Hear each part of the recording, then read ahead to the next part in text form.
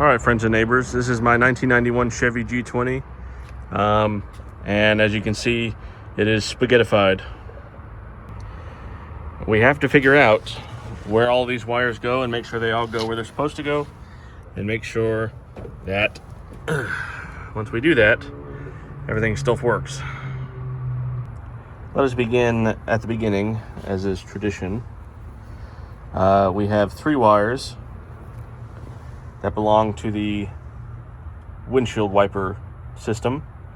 We have a low, we have a high, and we have a switch. So we have an on. On is connected.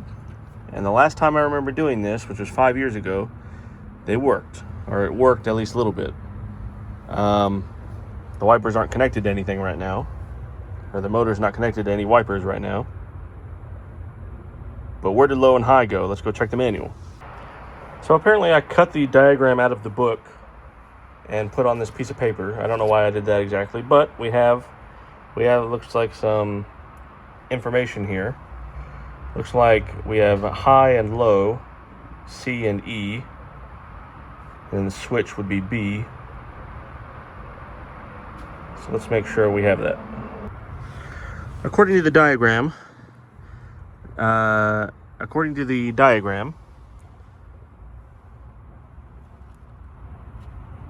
C is wiper high, and I believe that C is this purple wire right here, which should connect to wiper high on the wire. All right, now that that's done, we're just going to push all that back up in there and hope for the best. Here's my connector, by the way. I'm using these quick crimp connectors because I need to. The fact of the matter is, I need to be able to undo this over and over again until I get everything in the right spot, and so this is the best way to do that until we can permanently solder everything together, which would be well in the future. So we'll see how it goes. I'm gonna go ahead and remove this 3C box, whatever that is. If you can tell me what that is, let me know. Otherwise, it's not doing anything, it's in my way. If someone can tell me what this is or what it's for, that would be helpful. But for right now, we'll just put it in the bin of parts.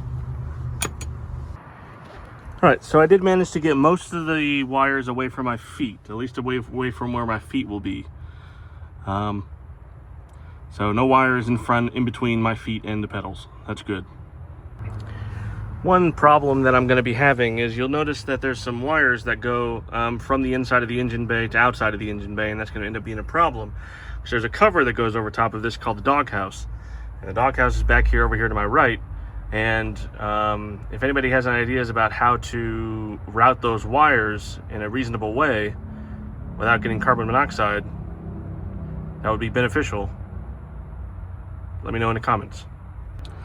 My key takeaway from today is that these wires that are coming from the transmission, I don't think are going to preclude us from actually operating the transmission. My understanding is that these 2 sets of wires, one goes to the transmission, some kind of lockout thing for the cruise, or for when we're cruising, and then the other one goes to the vehicle speed sensor, which goes to the speedometer. So neither of those are going to ice us out. Neither of those are going to box us out of completing the job, or at least getting on the road. That's good. Air cleaner reinstalled with new air filter. It's just a matter of keep chugging every day.